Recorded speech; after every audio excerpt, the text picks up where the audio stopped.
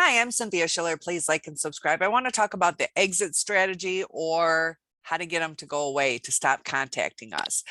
There's a lot of emotions wrapped up when people go their separate ways. Sometimes they have houses together, children together, and there's all different kinds of situations. But be aware that the most dangerous time is during the breakup. So prepare yourself for that. I know that you can contact whether it's the police or the sheriff department for a peacekeeper if you need to move your stuff out. My suggestion is when you go no contact, we get hurt when they ghost us. And usually people react more to high emotion. So my suggestion is to acknowledge them. Hey, it's over. I can't talk to you anymore. I'm sorry it didn't work out. I will not be taking your calls. At least acknowledge them. And because we would want that too. It was very devastating to me when we weren't in an argument and we were planning a life together, and then all of a sudden I'm ghosted. Like, I have CPTSD because of that, because I didn't know if he was dead, and on and on. So I just think it's cordial, even if they're dicks or bitches, acknowledge them so they know what your boundaries are. And you can even tell them, if you contact me again, I will put a personal protection order on you, PPO, or yeah, personal protection order. And I think you have to file for those. I think it's maybe $10, but it'll give little parameters of what they can and cannot do. But we also have to be aware that a lot of times people will break those. So it's an added sense of security, but it's not 100% sense of security, because everybody's narcissist is going to be different. Some of them are very violent, destructive. Utilize the resources that are out there. Personal protection orders are one of them. File police reports if you need to. Take pictures of things. Maybe right now, just take a picture of what your car looks like, your house looks like, so if all of a sudden now you got scratches on your car, you can show that something's up. But hopefully, if you handle it appropriately, it minimizes things. Stay calm when you talk to them. Don't bring up the past. Don't encourage conversation as far as, you did this, but I did that, and just say it didn't work. It didn't work. There's no need to continue this. And just be straightforward with them. Don't entertain but if I go to counseling and then you're like, but you didn't before, just say, it's over. Just stick to that. And so you can utilize family members to do custody exchanges. You can do it in a safe spot like McDonald's, or even at a police department. Whichever you feel is necessary. And you can just do it in the parking lot, or do it at a place, maybe a Walmart that has cameras where where it'll be recorded, and just be proactive on your safety. If you need to, they keep texting you, all you have to do is warn them one time not to contact you again. And then you can file a police report. They can get harassment charges. They can serve some jail time for that. They can be fined. There'll be a court process. It's a criminal harassment charge. They can do attempt to annoy by telephone. They can do like harassment charges. So utilize that if you need to. Be careful though of backlash. So you got to be on the up and up to where they're not going to come back on you. So if you have drugs in your house, or if you do whatever, they know you. So just be aware that there might be some backlash when you do that. So you have to weigh the pros and cons. You have to keep yourself as safe as possible. Just like yesterday or 2 days ago, the neighbors got into it. I have a thing on my narc neighbors. So she got pushed down the stairs and she wanted to call the cops. So we're calling the cops, and she's got like some warrants out. And so after she's telling me, what to say, because she was so angry, all of a sudden she's like, oh, wait, they don't have to come out because her and her boyfriend have warrants out. So just be aware of that kind of stuff too. You have to weigh what's going to happen, because we couldn't cancel that call once that domestic violence call goes through. And that's another thing to be aware of. If you do call, that they won't cancel. It's out of your hands. It's you can't cancel it. They will proceed with it, and they do that because a lot of times we get caught up in this, like, they know sometimes we're going to get scared and back out, even though it was a crime that happened. And then also, sometimes we're like, we do love the person and we don't want to hurt them, but we have to remember they're hurting us, that they put us in a safe, either emotional, an unsafe emotional state or physical state. You should feel safe with whoever you're with. Your home is your safe spot.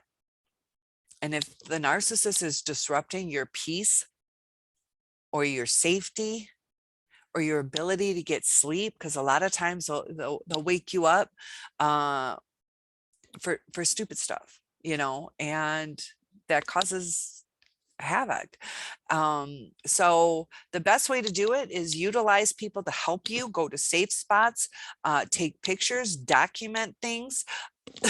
Narcissists can be really terrible in custody battles and divorces. They are master manipulators. They will lie. So you have to have as much stuff documented. Take pictures, add the dates on those pictures if you can,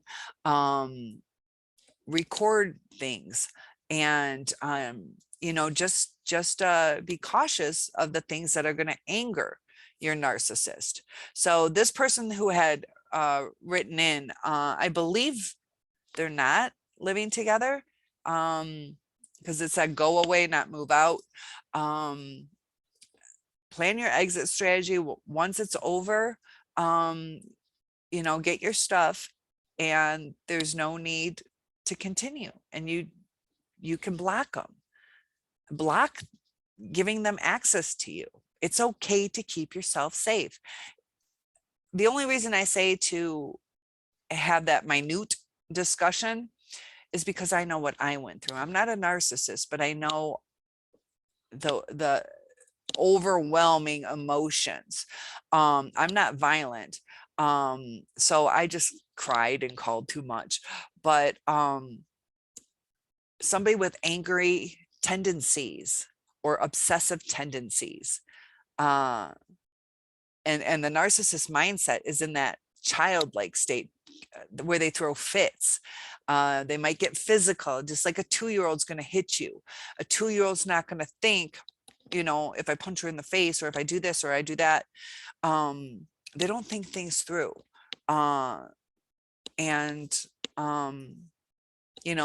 Maybe walk with people. If you're a little afraid, be cautious. Either have your groceries delivered or call a friend to go with you to the store so you're not alone. Be careful on social media. Don't say, I'm going to the Marriott in Fort Lauderdale this weekend. Now they know where you're going to be. You can post your pictures, do it after the fact. Don't go, Katie and I are having a great time at the Waffle House right now, and post a picture of it. Don't give them like specifics to search your social media to realize your patterns. If you're like, oh, I'm looking forward to tomorrow, I can't believe they gave us the day off, I'm going to sleep in. If you post all that stuff on social media, the narcissist can track you a little bit better,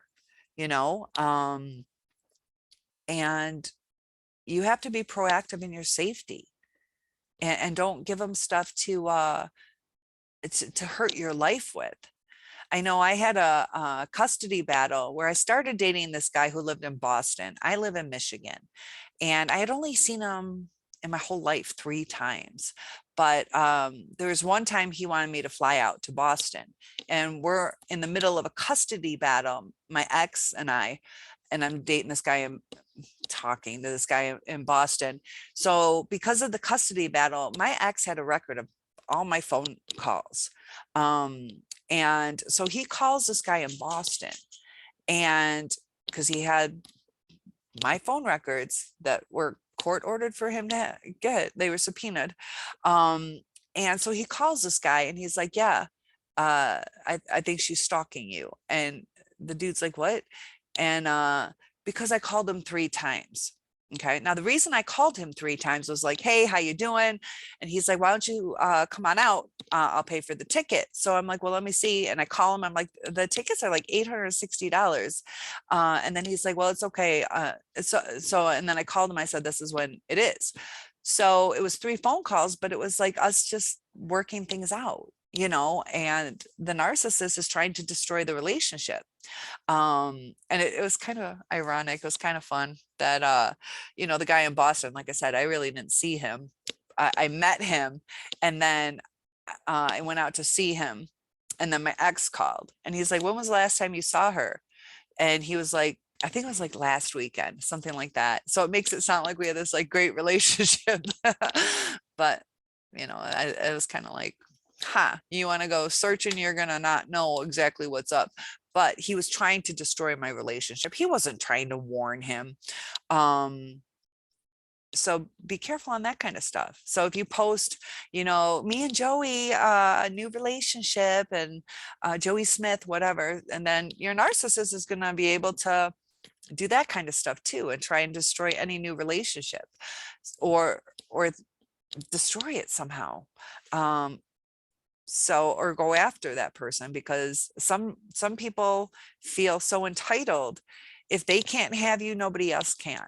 And each narcissist is different.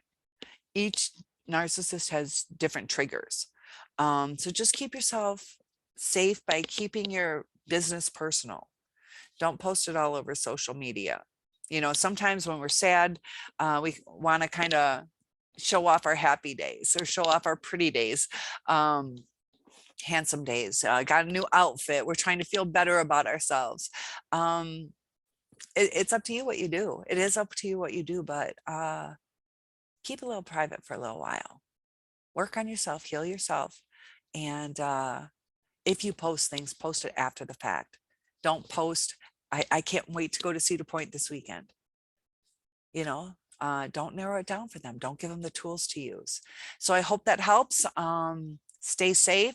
Blocking is a very good way to eradicate the ways that they can contact you. They probably know where you're staying. That's why the personal protection orders can come in handy. And maybe get a security camera. There are security cameras. You can record them. You can even, utilize your peepholes if you have those. Look out the hole in your door to see if somebody's there. Don't open the door. If you don't see somebody at the door, but you heard a knock, don't open your door. Don't open your door. They could be hiding. Tell your friends, you're welcome to come over, but call first, so you don't have surprise visitors, and it'll get better.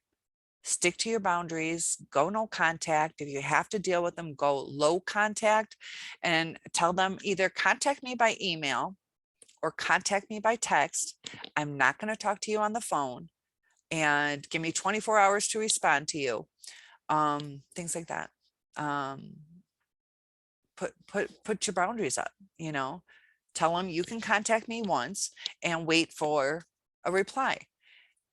And like I said earlier, all you have to do is tell them one time, I do not want to hear from you again. And then you can go with criminal proceedings. Hope that helps, and I'll see you in the next video. Have a great day.